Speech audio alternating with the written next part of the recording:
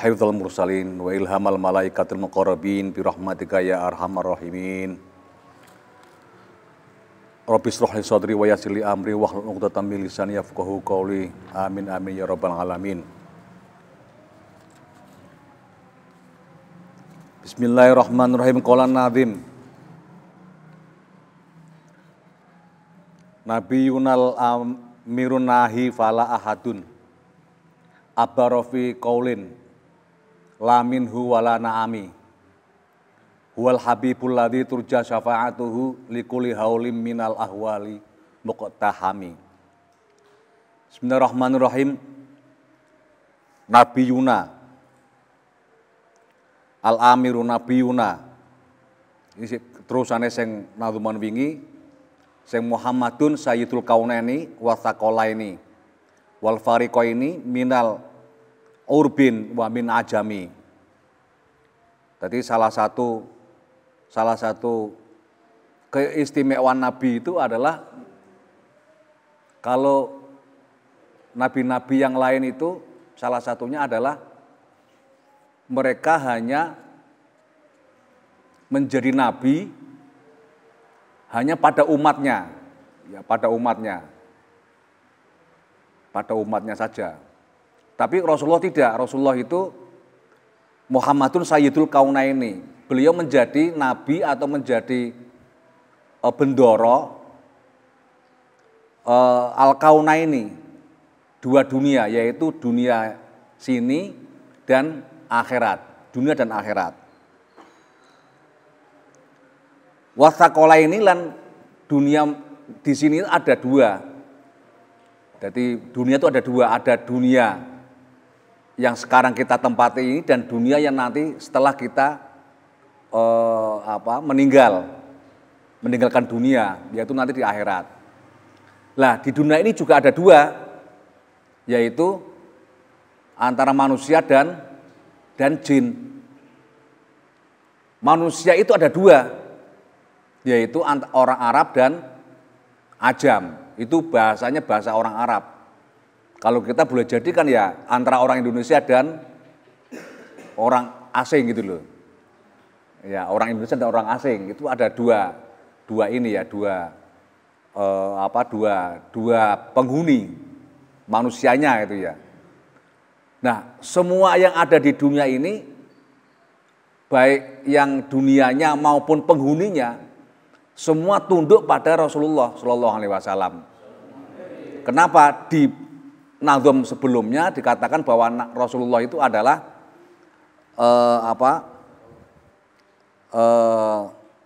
laulahu lam tukhraj ad-dunya minal adami. Seandainya nggak ada Nabi Muhammad, kemarin keterangannya, maka dunia ini nggak akan diciptakan oleh Allah. Maka laulaka Muhammad ma khalaqtu aflak. Seandainya kamu Muhammad tidak ada, maka dunia itu nggak akan saya ciptakan. Jadi Nur Muhammad itulah yang mendahului. Nur Muhammad yang mendahului. Jadi penghuni dunia, makhluknya Allah yang diciptakan secara spiritual itu ya, yang berupa nur, berupa spiritual itu Nabi Muhammad lebih dahulu.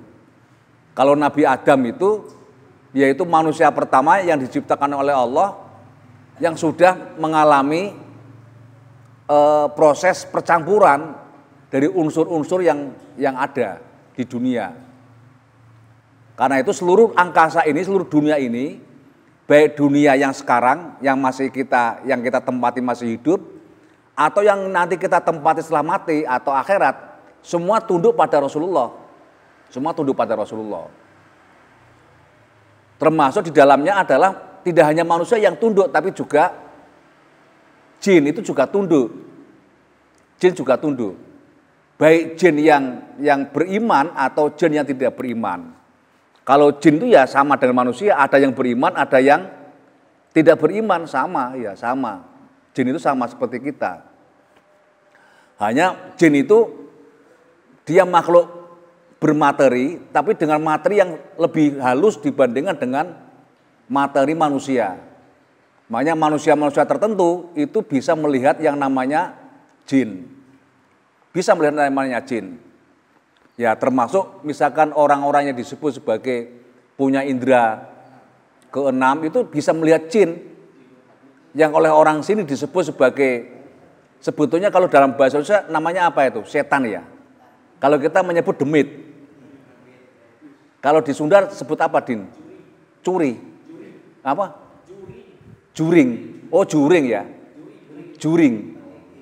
Ya, juring itu ya, itu juring itu sebetulnya dalam, atau demit. Wujud demit itu sebetulnya bukan wujud aslinya. Tapi jin itu wujud yang sesungguhnya kan sangat jelek. Jadi pendek, ya sekitar 10 cm, kepalanya besar, tangannya lebih panjang daripada badannya.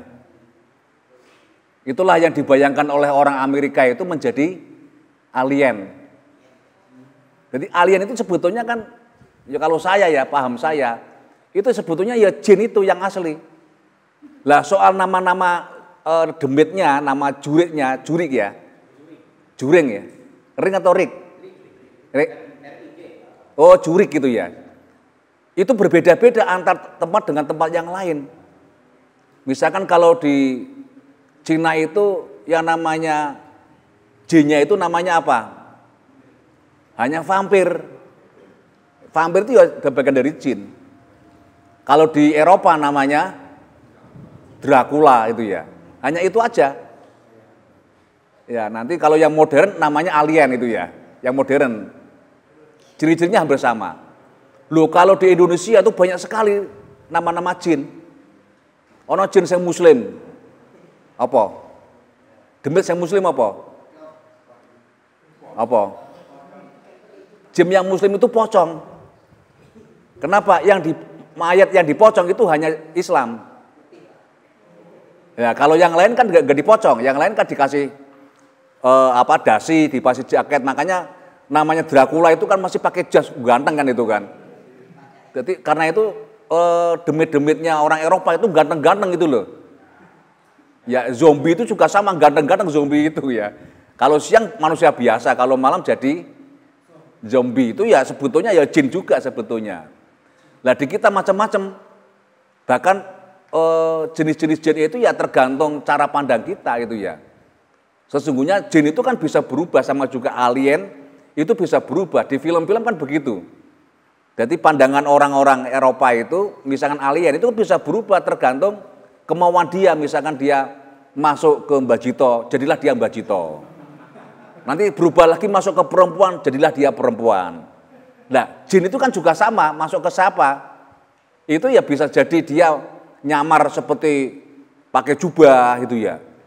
Pakai pakai ini, pakai khirok atau apa ini, udeng-udeng gitu loh. Ya pakai seperti itu sama. Nah, tapi itu bukan bentuk aslinya. Tinggal orang itu takutnya sama apa. Misalkan takut sama yang namanya pocong, ya jin itu memperlihatkan dirinya sebagai pocong. Takut kuntilanak, yang melihat dirinya kuntilanak. Kok enek wong wedi namanya Dracula genderuwo, ya kaya genderuwo gitu, gede besar itu ya. Sesungguhnya itu ya satu sebetulnya, jenisnya sama, wujudnya sama. Tapi kita mempersepsikan itu yang berbeda-beda. Ya, binatang yang bisa melihat jin itu ya, di kita itu tahu, ada yang bisa melihat. Kalau binatang-binatang bisa merasakan, kayak kambing, ayam itu ya, kemudian kire itu ya, itu bisa merasakan kehadiran makhluk halus. Tapi yang bisa melihat itu hanya satu, kucing. Makanya kucing itu kalau di rumah ada kucing itu jinnya pada lari. Kenapa? Wedi. Karena tingginya kucing dengan tingginya jin yang asli itu lebih tinggi kucingnya. Jadi jin itu enggak besar. Besar itu karena kan pemahaman kita, persepsi kita. Kan kita itu kan takut kalau ada yang besar itu ya. Kalau misalkan jin memperlihatkan diri pada kita dalam bentuk aslinya, enggak ada orang takut itu loh. Enggak ada orang takut. Mau cilik ae kok pencet ngene ae tek ngono ya. Ya, makanya kalau misalkan kita gelut dengan jin, maka jin itu ya bentuknya besar itu ya. Tapi kalau kita bisa menguasai jin itu bisa berbentuk asli, cilik-cilik itu loh. Bisa berbentuk kecil-kecil. Jadi kita ngantem mereka itu ya dek gitu ya. Nah, tapi yang jin yang bisa kuat, yang sakti karena biasa disembah, maka jin itu bisa memperbesar diri sampai gede itu ya. Sampai besar itu sampai apa? Sampai segunung itu bisa itu ya. Saya ngopo jenenge sing ning wayang kuwi ana istilah apa? Iso dadi buta. Enggak, buta pitung gunung. Kan iso ana sing tokoh yang iso dadi buta pitung gunung anak gede banget. Iku sing dipasang ning nggon pinggir-pinggir iki lho, pinggir apa ning tengah-tengah antara sini sama sini itu biasa dipasang buta yang paling gede. Ya, pemahaman buta itu ya sebetulnya jin itu sebetulnya. Jadi jin itu ya bisa berbentuk raksasa yang seperti itu, tapi dia itu merubah dirinya sebagai raksasa. Tapi aslinya yo cilik ndek ngono welek ngono kuwi. Makanya nek wong kok nikah sama jin itu ya, itu dihapusi. Wah, nikah jin, wah ayu jine. Ayu apa gitu ya. Itu kan alien yang mendo-mendo itu loh. Itu ya sama, makanya kan ada orang kemudian menikah sama jin itu ya. Disangkanya cantik sekali, enggak ada yang cantik. Yuk welek koyo alien ngono kae lho. Dadi ndek ndase itu gede, tangan itu nglembreh sampai teko ngisor, tangan karo awake luwih dawa tangane. Wis welek banget yo cilik ngono kuwi. Awake dihapusi karo jin. Ya biar kelihatan ayu gitu loh. Makanya sama-sama nek weruh nang dalan ana wong ayu iku yo pahami ya iku jin itu loh. Jadi jin yang mendo-mendo jadi wong ayu. Wong ganteng ya bisa. Pakai jubah ya bisa, wong jin itu sembarang bisa kok. Dia bisa merubah dirinya. Bahkan dia bisa tidak hanya merubah dirinya, dia bisa mengkloning dirinya. Jadi mengkloning dirinya. Tidak hanya dirinya yang dikloning, orang lain juga bisa dikloning gitu loh. Ya misalkan enek wong sekti, apa sektine kuwi? Misalkan saiki Mbah Jito ning kene. Tibae ning kampus ana Mbah Jito sing resik-resik. Iku dudu Mbah Jito sekti dudu gitu loh. Iku jin yang menyerupai Mbah Jito sedang resik-resik itu loh. Itu mampu jin seperti itu. Wong alien kan itu kan. Ya.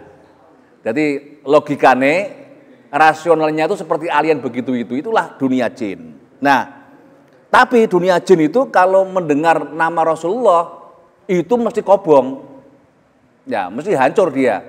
Mesti hancur. Mesti hancur. Kenapa? Dia kan tunduk pada Nabi. Ya makanya kalau saudara lihat jin itu ya banyak-banyak kan sholawatan itu loh. Diwacanain sholawat. Tapi ya dalam hati ya, enggak usah sholawatan bengok-bengok. Allahumma sholli ala.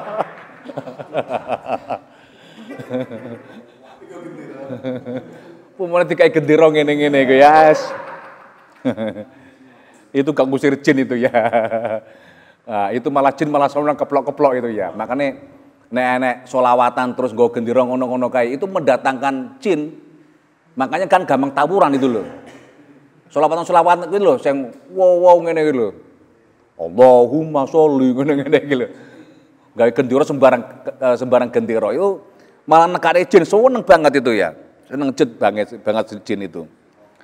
Makanya kita harus bisa membedakan antara itulah jin dengan perilakunya seperti itu. Enggak ada jin yang jujur, enggak ada itu ya. Meskipun dia mengaku dirinya sebagai orang Islam, beriman kepada Nabi Muhammad itu ya. Beriman kepada Nabi Muhammad. Boleh jadi itu ya, boleh jadi seperti itu.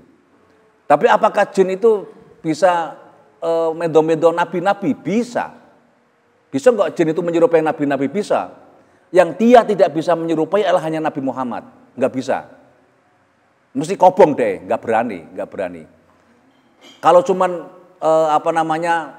ya cuman sekelas Mbah Jito itu ya kecil itu ya. Ya diserupai aja Mbah Jito gitu ya, mlebu jeding ngono kaya Mbah Jito ngono. Tibae dudu gitu ya. Lah itu jin ngono kuwi jin perbuatane. Nah, Nabi Muhammad itulah yang kemudian dia adalah bendorone manusia dan jin, maka jin ikut pada manusia. Maka di beberapa ulama itu ya, banyak ulama yang santrinya itu juga ada yang jin. Santrinya itu jin ada yang melok ngaji. Jadi ya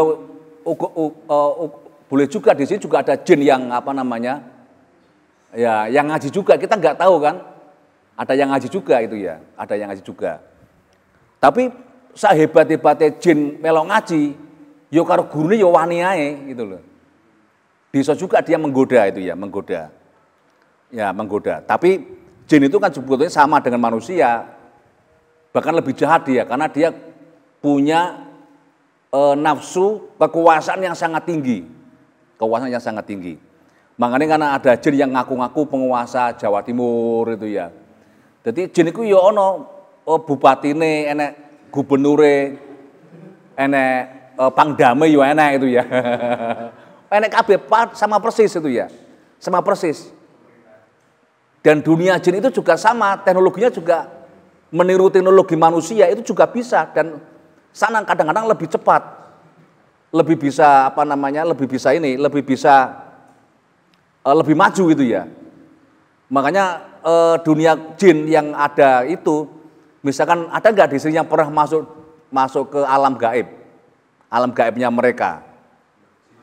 Kan ada cerita kan, misalkan di Kalimantan Selatan itu ada timur atau selatan? Timur ya. Ada Saranjaya. Oh Saranjana, ada Saranjana.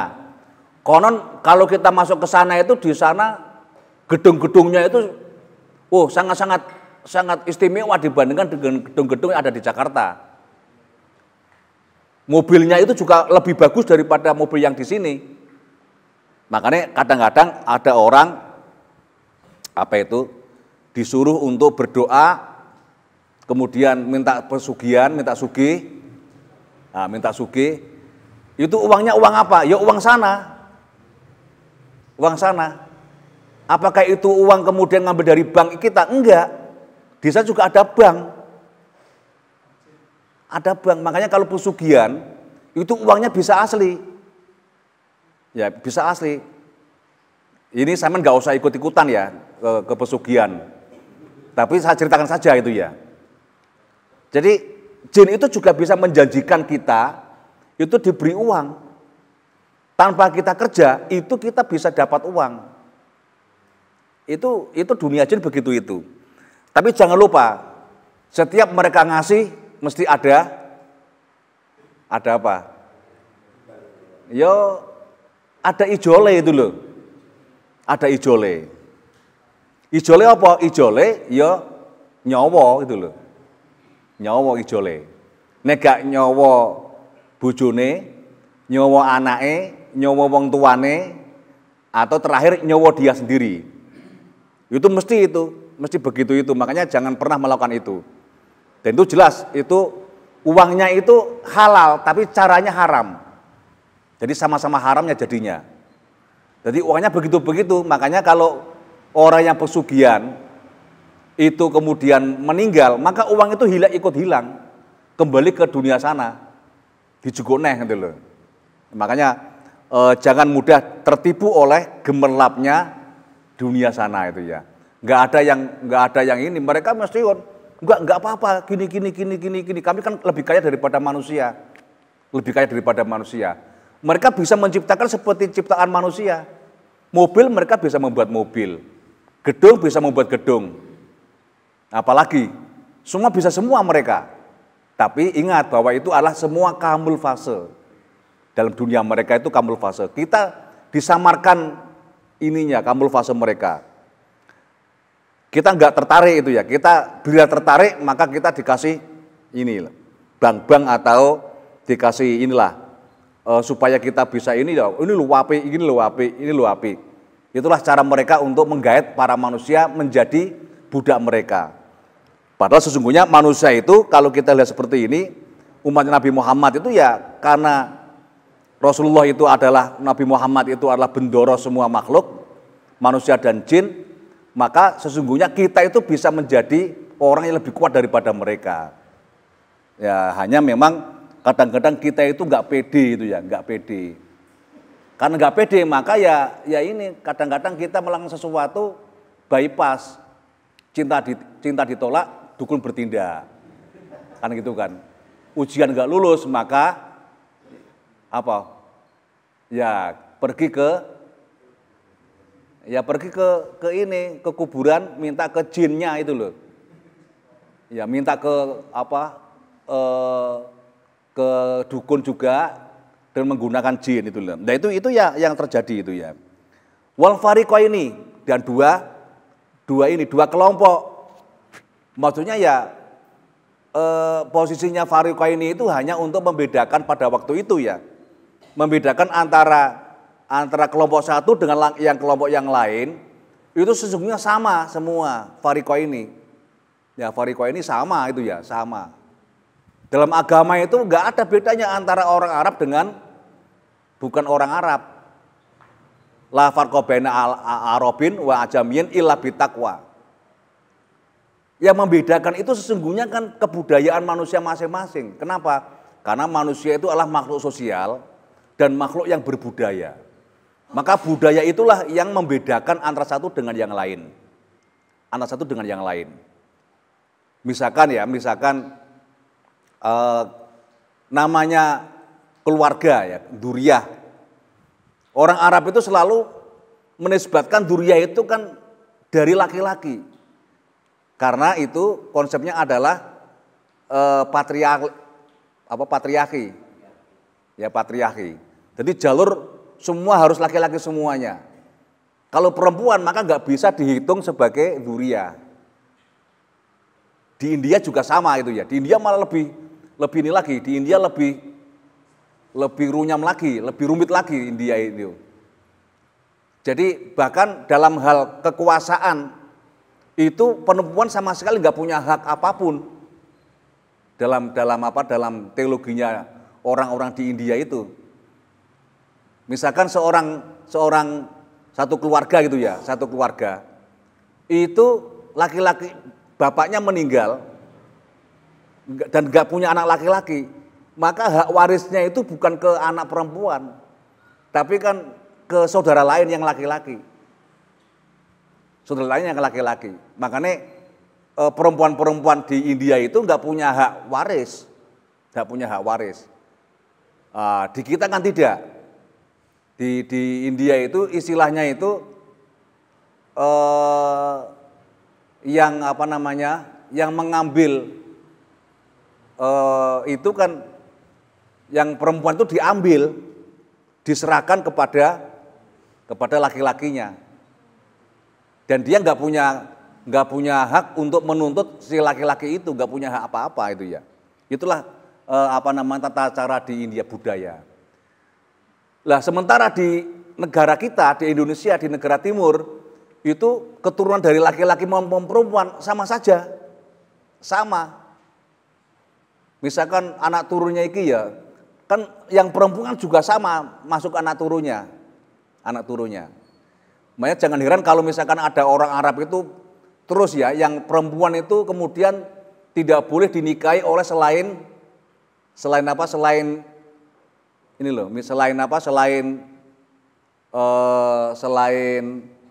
orang-orang dia sendiri itu ya. Itu bukan ajaran Islam sebetulnya. Islam nggak mengajarkan begitu. Itu murni kebudayaan orang-orang tertentu, suku-suku tertentu, bangsa tertentu. Misalkan orang karena tidak mau rasnya itu hilang atau menjaga rasnya. Misalkan kalau orang Jawa itu tidak boleh menikah dengan orang Sunda. Tapi kalau orang Jawa tidak boleh menikah dengan orang Sunda itu bukan karena ras ya. Tapi karena sejarah yang memilukan zaman dulu, tapi meskipun itu buatan Belanda, yaitu yang dikenal dengan namanya perang Bubat. Perang Bubat sendiri ada atau tidak itu enggak jelas. Itu yang mengarang itu kan Belanda, yaitu yang disebut sebagai kidung apa, Din? Di Sunda itu ada namanya kidung apa? Waduh. Kidung Pasundan. Ya, yang ceritanya Raja Galuh itu Hayam Wuruk mau menikahi salah satu putrinya raja, yaitu Dyah Pitaloka, Ratu Dyah Pitaloka, bukan Dyah Pitaloka yang sinetron itu bukan. Ya, pada waktu itu tuh ya. Kemudian ke Majapahit di sebuah lapangan namanya lapangan Bubat, kemudian dihancurkan sama Gajah Mada. Itu dalam sejarah resmi, itu sama sekali nggak ada peristiwa itu, nggak ada. Itu sesungguhnya cara Belanda untuk bagaimana memecah belah antara orang Sunda dengan orang Jawa. Jadi nggak usah takut nanti nikahi dengan orang Jawa. Tapi sekarang nggak bisa gitu ya. Kan sudah nikah sama-sama Sundanya, sudah aman. Tapi ada yang sampean kan nikah dengan orang Jawa. Nah, kan loh.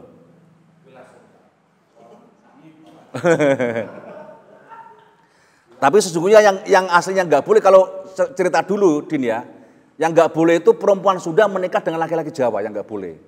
Tapi kalau laki-laki Jawa boleh menikah dengan laki-laki Sunda, itu boleh menikah dengan wanita Jawa, itu boleh itu ya.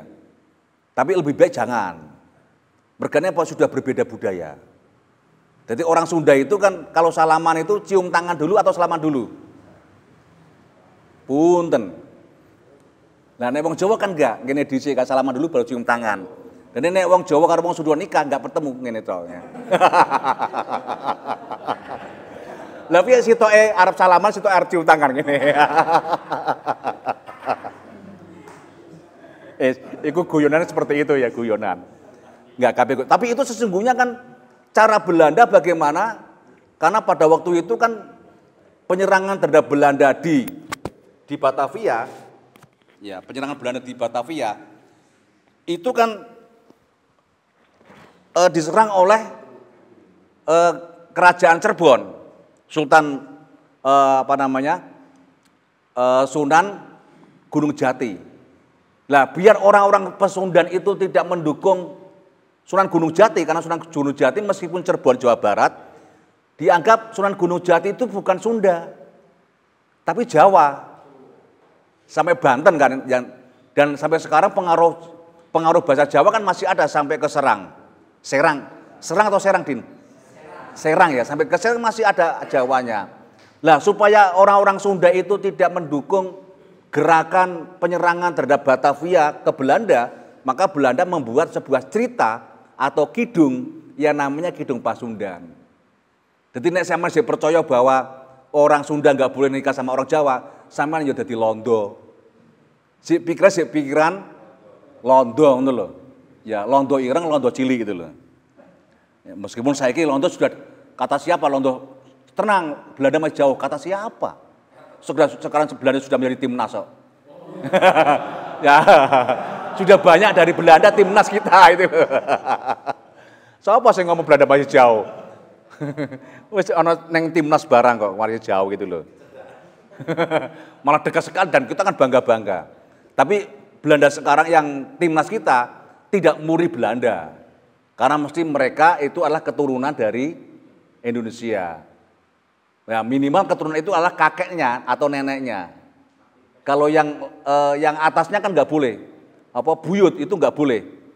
Kalau dia keturunan buyut saja itu nggak boleh. Tapi kalau nenek masih diperbolehkan. Makanya FIFA itu memperbolehkan keturunan Indonesia kemudian menjadi naturalisasi ke warga negara Indonesia.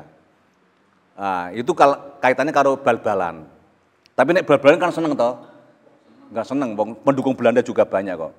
Tapi cara-cara Belanda yang orientalis itu ya, yang politik dulu itu seperti itu. Nah, seperti itu ya, sampai kemudian juga terkait dengan peristiwa di Jawa mempertentangkan antara orang Jawa dengan orang Islam.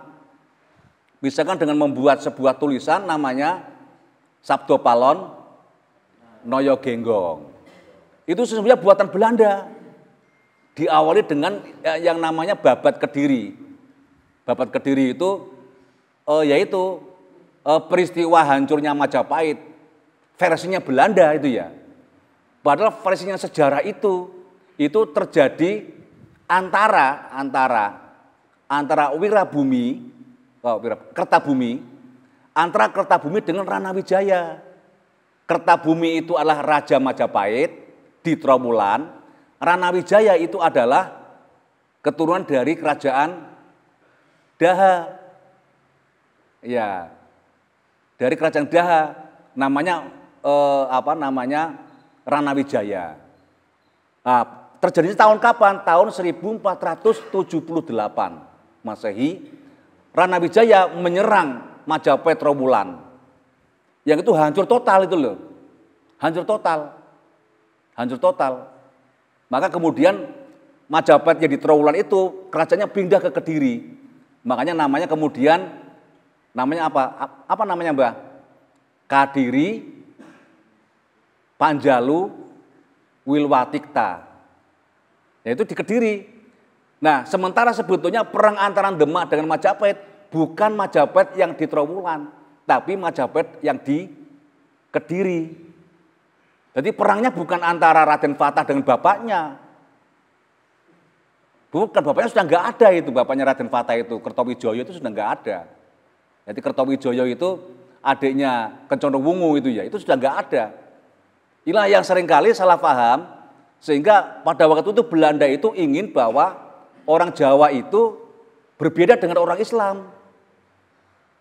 Orang Jawa itu berbeda dengan orang Islam, padahal kemudian pada waktu Belanda masuk itu ya Jawa sudah Muslim. Jawa sudah Muslim.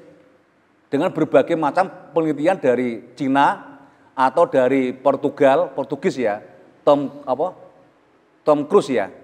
Itu sudah ada yang namanya orang-orang Jawa sudah pada Muslim. Sudah pada Muslim.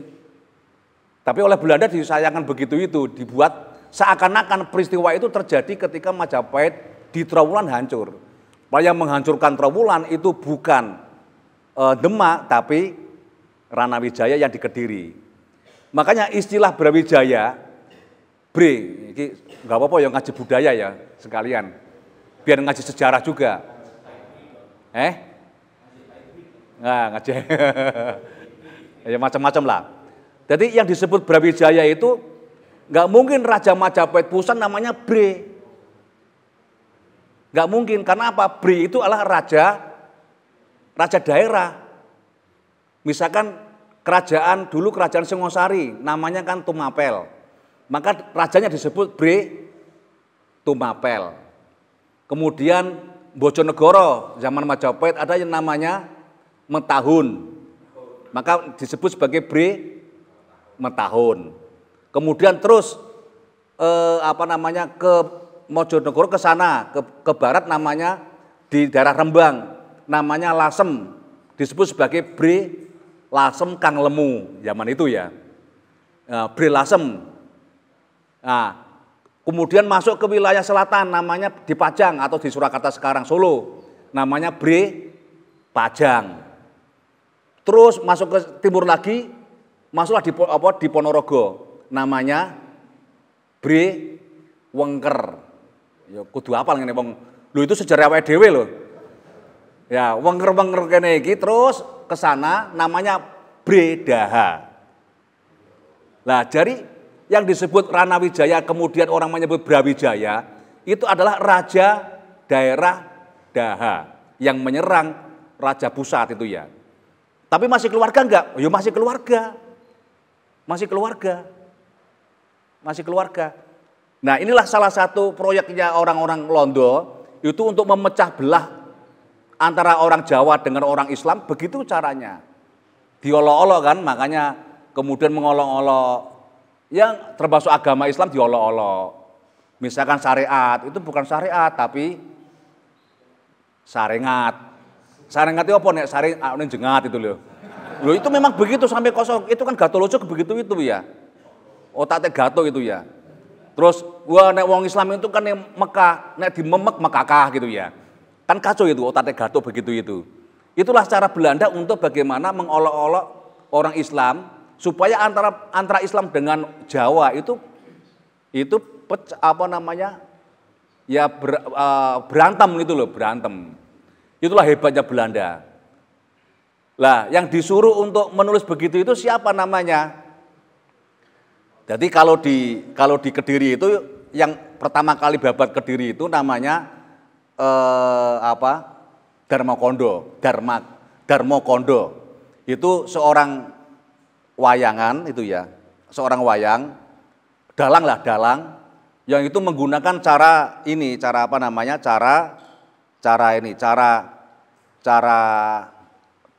kesurupan, kayak atau namanya mediator. Jadi mediator siapa dia? Mediator dia mengatakan dirinya adalah Butolocoyo. Kemudian mendatangkan yang namanya Sunan Benang. Sunan Benang itu apa? Siapa? Sunan Bonang. Tarung Butolocoyo itu pada waktu ketemu dengan Sunan Benang itu Butolocoyo ngakunya adalah dia Kiai Sombre. Nah, kemudian yang satunya lagi namanya Sunan Benang atau yang kita nama Sunan Bonang, tarung di sebuah daerah yang sekarang satu namanya Combre, satu namanya Singkal. Perbatasan persis itu ya, Combre sama Singkal. Nah, kenapa dinamakan Singkal? Karena Sunan Bonang itu tidak boleh masuk ke Kediri, akhirnya lewat Brantas ke timur. Kemudian ke Serimpet, makanya kemudian namanya Singkal. Singkal kan Serimpet toh. Kesingkal ke Serimpet itu loh. Lah aku desane nggono Ozi itu lho, lair Ozi ning kono kuwi. Jadi yo pertarungannya yo nang mburine Ozi ngono kae sih apa mesti. Makanya nang mburine Ozi ngono kae enek candi sebetulnya tapi wis kelem candine. Enggak usah mau goleki itu lho. Engko Butolocoyone metu neh repot lho. Jadi Butolocoyo kalah, kemudian itulah yang disebut sebagai awal mula kemudian tradisi Jawa yang dulu diganti dengan tradisi Islam. Apa? Dulu di daerah Prambon, Singkal, Nganjuk itu tradisinya apa? Yang disebut sebagai tradisi Macoro itu mangan barang limo itu loh. Siji kudu enek getih, loro enek daging, telu enek sego, kemudian papat enek buah-buahan, limo enek sayur-sayuran. Limo dimasak neng kono itu ya. Kemudian lanang wedok wudo karo mubeng. Zaman dhisik wudo karo mubeng. Joget-joget kalau baca mantra. Habis itu dimakan bareng-bareng. Nah, oleh Sunan Bonang itu kemudian dirubah. Karena acara itu bagus untuk kumpul para masyarakat. Artinya apa? Diganti semuanya. Yang dulu darahnya adalah darah bayi, darah manusia, sing perawan atau sing Joko gitu ya. Dagingnya juga daging manusia. Harus menyembelih daging. Itu acaranya disebut sebagai acara Tantrayana. Acara Tantrayana. Dagingnya itu daging dirubah menjadi daging ayam atau kambing, darahnya itu dihilangkan, kemudian jadi kopi, darahnya itu jadi kopi itu ya, atau zaman dulu kan kopi ya, atau teh itu ya. Kemudian segonya tetap sego, buah-buahan tetap ada, itulah yang disebut kemudian namanya tumpeng. Jadi sejarah tumpeng itu adalah sejarah pertarungan budaya sebetulnya. Makanya nggak usah musyrikan tumpeng, tumpeng musyrik gitu loh. Bid'ah, zaman Nabi nggak ada begitu, karena di sana nggak ada pertarungan seperti di Jawa itu ya. Makanya harus hati-hati kita membaca sesuatu itu. Jadi untuk merubah cara orang Jawa itu beralih dari kemusyrikan menjadi keimanan itu loh. Yang dulunya semua bertelanjang, kemudian semua harus pakai pakaian. Dulunya laki-laki perempuan, ini khusus untuk laki-laki saja atau perempuan saja. Ya, tidak telanjang lagi, semua berbaju semua sama. Bahkan bajunya harus lebih sopan. Ya kalau sekarang kan kalau orang tahlilan itu kan pakai batik. Jadi ada tumpengnya itu tradisi khas memang Jawa, pengganti dulu namanya acara Bhairawa Tantra. Ngeri kalau Bhairawa Tantra itu. Jadi sing wong ganteng-ganteng ngono kuwi sing perawan iku atau si ganteng-ganteng utawa sing ayu-ayu sing perawan atau si Joko wis alamat dadi korban. Untung ngene jane momone zaman semono iki gak enak sing dadi korban. Wong gak sing ganteng blas kok. Wes ya. Jadi itulah cara para wali songo dulu itu merubah sesuatu dari sesuatu yang mungkar menjadi sesuatu yang baik tanpa harus menghapus semua kebudayaan-kebudayaan itu. Maka Nabi pun juga sebetulnya sama itu ya. Makanya Nabi Yunal Amiru, Nabi Yuna, yoiku Nabi Muhammad, iku al Amiru, kang perintah, anahi, kang nyegah, fala ahadun, mongko ora ana wong suwiji, fala ahadun mongko ora suwiji, abaro iku luweh bagus, luweh apik. Fi qaulin ing dalam pengucapan.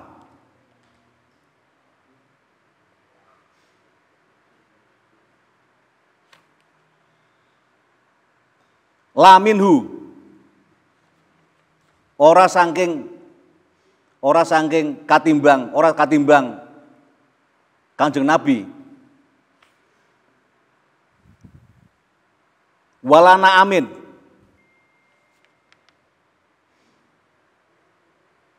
Lan ora ucapan iya. Jadi Nabi itu Muhammadun al-Amiru, Nabi itu sama. Memerintahkan sesuatu itu al-Amiru wa nahi. Jadi tugas Nabi, tugas ulama itu ya al-amru bil ma'ruf wa nahyu anil mungkar. Jadi al-amir memerintahkan, ya takwa itu kan begitu. Jadi Nabi itu ya orang yang memerintahkan sesuatu yang kebaikan. Makanya cara wali songo tadi itu al-amiru.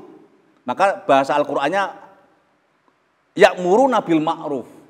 Ma'ruf itu apa? Ma'ruf itu dengan cara yang baik. Baik menurut apa? Jadi al-urfu itu dalam tafsir Al-Baidawi itu mananya apa? Mananya al-adah.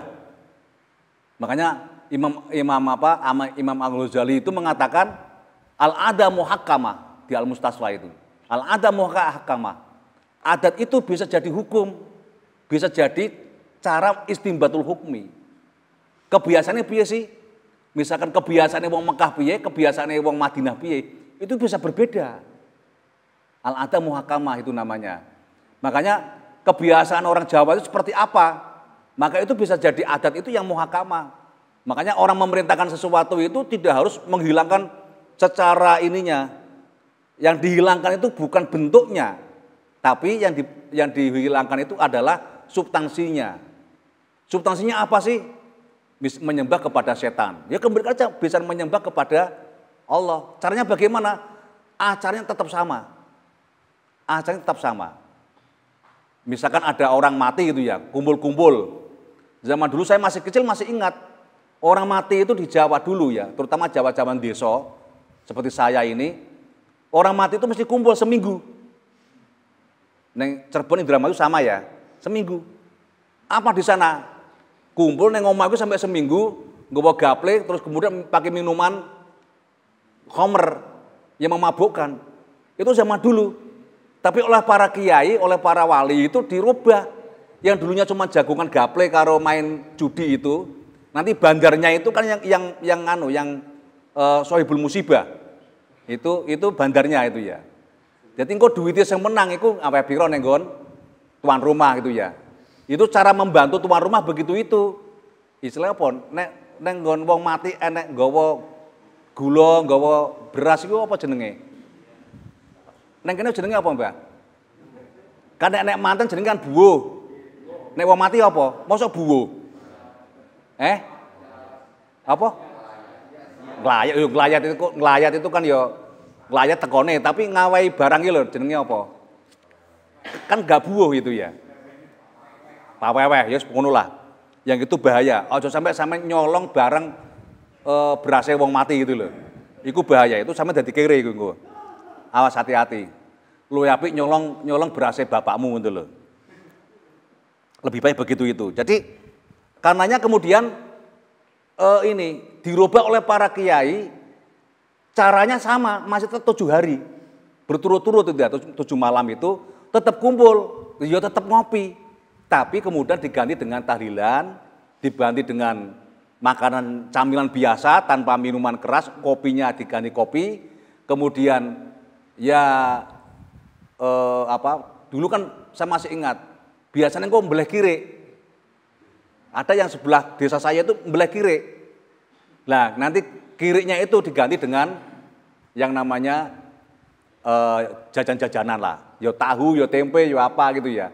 Selama 7 hari. Full biasanya. Sampai sekarang masih ada kan. Setelah kematian itu namanya apa? Fidaan ya.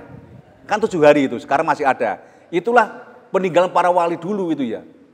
Makanya yang menurut jejak para wali dakwahnya yang seperti itu adalah sekarang disebut sebagai Nahdlatul Ulama itu ya. Berarti yang tidak seperti itu bukan NU gitu loh. Kalau nggak mengadakan acara sampai 7 hari fidaan berarti duduk NU. Mas yo ngaku-ngaku wong NU tapi duduk NU kalau nggak mau mengadakan acara begitu gitu loh.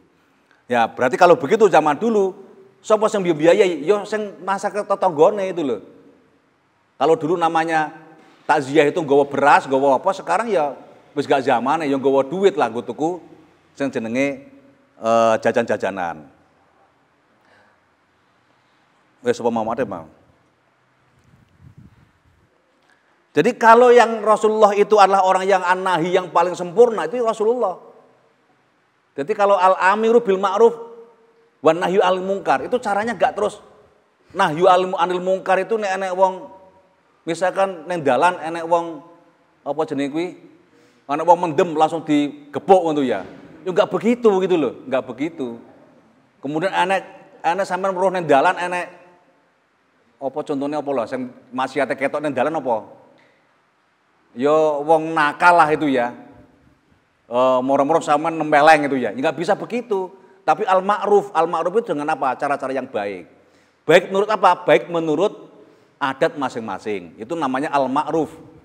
Jadi kalau kita perintah, kita nahi dengan kebaikan, baik secara adat, al-ma'ruf bil ma'ruf itu ya. Wa nahi 'anil munkar itu ya ma'ruf itu ya mungkarnya ya yang penting berubah mungkarnya itu seperti tadi itu para wali songo misalkan meleh menungso, minum darah manusia itu ya dirubah itu loh. Masih sama wujudnya tapi barangnya yang berbeda. Acara 7 malamnya setelah orang kematian masih ada, tapi kemudian dirubah tata caranya di dalam itu gitu ya. Di dalam itu sama itu ya. Saya pernah hampir terjebak itu ya. Jadi acaranya itu nyadran. Itu satu suro biasanya di desa-desa ya. Ya satu saat saya nggak tahu, saya ke desa itu karena saya dulu KKN ya tahun 91. Saya nggak tahu bahwa desa itu kebiasaan nyadrannya itu pakai minuman. Kemudian minumannya itu dibagi, mubeng gitu ya. Pakai botol, tapi kok minumannya kayak air biasa. Ternyata saya hampir minum itu loh. Terus diomongin sama orang sana, sama Pak Mudin sana. Mas, itu ojo minum sing kuwi lho. Napa Pak? Kan minuman biasa. Enggak, iku putihan. Loh, putihan ki apa to? Tiba ternyata enek putihan itu loh. Yang dulu saya nggak tahu, apa enak ya? Apa jenenge tuak apa yang arak ya. Arak putihan ada itu ternyata. Untung saya nggak kena itu loh. Kalau kena begitu nanti di akhirat saya nggak bisa minum khamr itu loh. Lah maka fala ahadun abarra dan tidak ada umatnya Nabi pun ya yang bisa menyamai al-amiru bil ma'ruf al-amiru an-nahi itu nggak ada orangnya seperti Nabi. Tapi minimal kita harus meniru Nabi. Jangan kemudian puasa-puasa ada orang jualan kemudian dihancurkan warungnya. Itu namanya memberantas kemungkaran dengan mungkar. Ya dengan mungkar. Lah wong poso-poso kok enek wong bakulan kemudian gak oleh. Haram yo. Sing haram itu kan makannya yang puasa. Bukan bakulannya itu loh. Wong bakulan itu sapa sing mangan? Kan enek cah cilik. Enek musafir, enek ibu-ibu yang berhalangan puasanya karena menstruasi atau haid itu ya. Lu ini nggak memandang seperti itu lah. Terus kalau dibuat kalau caci cilik makon mangan opo. Wong musafir kok nggak oleh itu loh. Wong musafir kok nggak oleh. Makanya dulu ada seorang wali di sebuah gurun Sahara masuk ke sebuah desa. Wali itu naik keledai itu ya, naik keledai, puasa-puasa sambil makan itu loh. Sambil makan. Dia sudah terkenal wali. Maka banyak orang yang kemudian mengolok-olok, membuli lah kalau sekarang. Jarane wali kok mangan poso-poso, awan-awan poso kok mangan. Loh nyapa kok mangan gak oleh? Loh kan ini kan Ramadan, puasa gak boleh. Saya justru yang gak ngerti agama. Kenapa? Loh saya kan musafir. Musafir kan boleh makan. Boleh minum, boleh makan. Itu kan musafir. Nah karena itu orang-orang yang musafir itu boleh makan, boleh minum. Nek warung ditutup, arep mangan opo gitu loh. Para musafir ini loh, cah cilik terus arep mangan opo.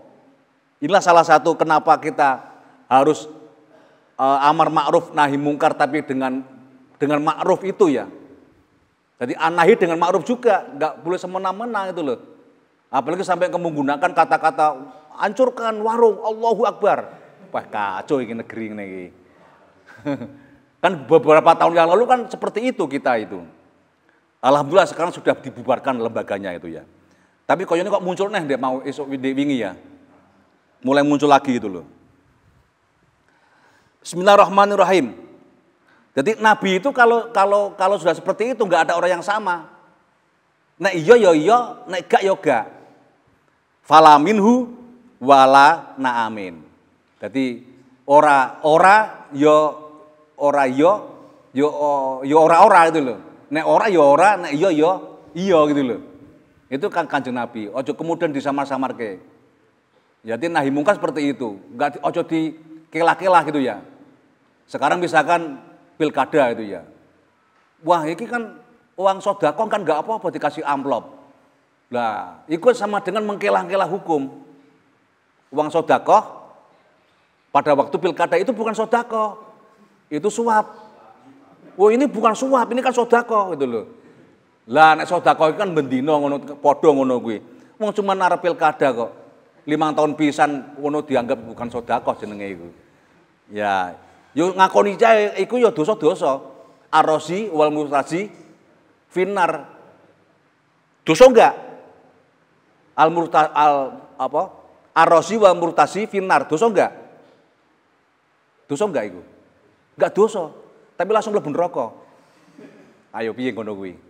Dosa apa enggak? Enggak dosa, tapi langsung mlebu neraka. Arosi wal murtasi finnar. Enggak ada kata-kata haram. Oh, enggak ada kata-kata haram kok hadis. Yang ada adalah finnar. Ya wis enggak usah haram. Tapi langsung neraka, ya modar itu.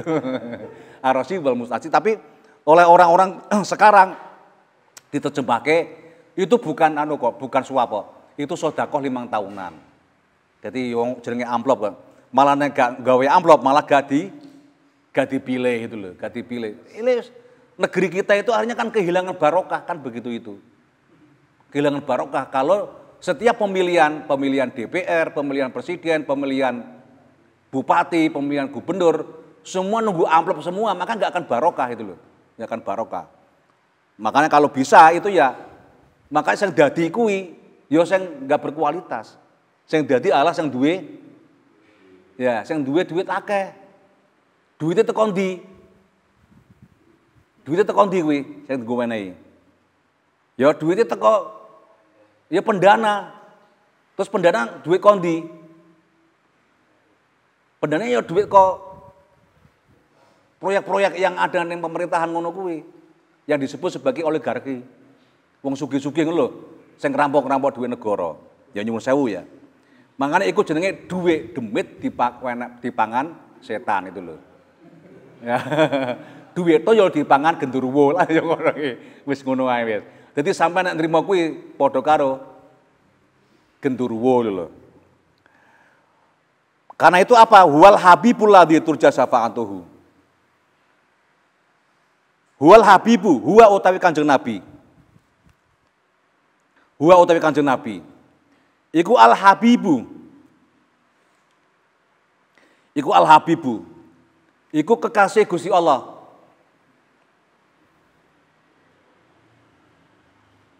Huwa al habibu. Iku kekasih Gusti Allah. Alladzi turja. Alladzi turja kang den arep-arep apa syafa'atuhu syafa'ate Kanjeng Nabi. Jadi Nabi itu manusia yang paling dikasihi oleh Allah. Makanya orang-orang ben dikasihi oleh orang yang lain maka menyebut diri sebagai Habib. Habib ay al-mahbub. Jadi itu namanya hababa yuhabibu, mahbuban. Al-habib itu ya. Orang yang dicintai dan orang yang mencintai sama. Isim yang sama gitu ya. Maf'ul yang sama. Al-habib atau al-mahbub itu sama. Jadi al-habib bisa bermakna habib, orang yang mencintai, bisa bermakna mahbub yang dicintai.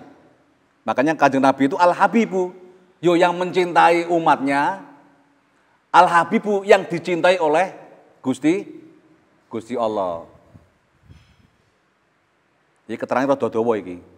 Karena ini biasa diucapkan waktu bertahlil itu ya. Wal habibul ladzi turja syafa'atuhu likulli hauli minal ahwa li muqtahimi. Iki engko keterangan rada dawa iki wis sak jam iki. Sementara itu dulu, tapi yang jelas bahwa Rasulullah itu al-habib, jangan sampai bukan habib yang sekarang ada di Indonesia, bukan itu ya. Jadi habib itu ya memang gelarnya Nabi seperti itu, orang yang dicintai oleh Allah dan mencintai umatnya. Itulah yang sekarang yang terjadi kan habib-habib itu kan ya bukan mencintai Allah, bukan dicintai oleh Allah, tapi orang yang maunya dicintai oleh Allah, tapi mencintai kepada dirinya. Itu yang berbahaya. Jadi dia mencintai orang lain supaya orang lain itu mencintai pada dirinya. Omongannya mencintai orang lain. Saya cinta pada kamu, tapi dengan catatan kamu mencintai saya. Yang dalam ilmu akhlak itu ya, dalam ilmu etik namanya kategori. Jadi kategori imperatif kategoris. Imperatif kategoris itu ada jikanya, jika. Ya, saya mencintai kamu jika kamu mencintai saya, itu wis gak ikhlas belas itu. Belas gak ikhlas. Makanya cinta yang asli itu gak ngono kuwi. Itu cinta palsu semuanya, cinta palsu. Dik, aku mencintai kamu, Dik, kalau kamu mencintai saya. Wis podo-podo Mas, aku mencintai kamu kalau kamu memberi saya mobil, mutiar kowe. Itu sama-sama cinta gak ikhlas itu ya. Cinta ikhlas itu cinta yang gak punya prestasi apapun. Cinta yang tidak punya tujuan apapun. Saya mau memilih kamu asal kamu memberi saya amplop. Itu wis pilihan wis sangat tidak berakhlak. Jadi pemilih dan yang dipilih sama-sama tidak berakhlak. Makanya ngerusak akhlak. Kalau akhlak sudah rusak, maka tidaklah lagi keberkahan dalam hidup ini. Maka banyak sekali bencana juga banyak diakibatkan oleh itu gitu ya. Banyak bencana, banyak misalkan pencurian hutan, banyak pencurian pertambangan, banyak pencurian lahan itu ya. Itu karena memang kita itu hidupnya itu sudah rusak-rusakan semuanya. Tidak ada yang kemudian ikhlas hidup. Genetika yang ikhlas itu apa sih yang ikhlas itu? Hanya wedhus itu loh. Karena yang ikhlas kan wedhus. Kenapa wedhus? Lah nek riyo ngono kae dibelah, sing oleh ganjaran kan sing di sebelah itu wedhus, sing dikorbankan wedhus, tapi sing oleh ganjaran iku sing belah. Karena itu kan berarti kan wedhus kan ikhlas banget. Nomor loro iku sapi. Dipersusune tapi gak gelem njaluk rabi. Dipersusune gak gelem dijaluk, dia gak njaluk rabi gitu loh. Makanya iku ikhlas. Tapi nek mahasiswi enggak ada yang ikhlas. Mau cekel itu ya, langsung njaluk rabi sesuk itu ya. Berarti enggak ada sekarang pacar yang ikhlas itu enggak ada. Cinta yang sejati itu enggak ada. Cinta yang murni itu enggak ada. Ya, enggak ada. Padha karo sampean mencintai orang tua juga enggak ada yang murni. Yang murni justru cinta orang tua pada sampean itu loh. Karena sampean mencintai orang tua itu biar dikasih uang itu loh. Kan ngono tok gitu loh. Sampai nangis-nangis. Aku sedih kan itu kan. Aku sedih itu ya. Nah, kalau orang tua maka seperti apa? Laksana matahari menyinari dunia.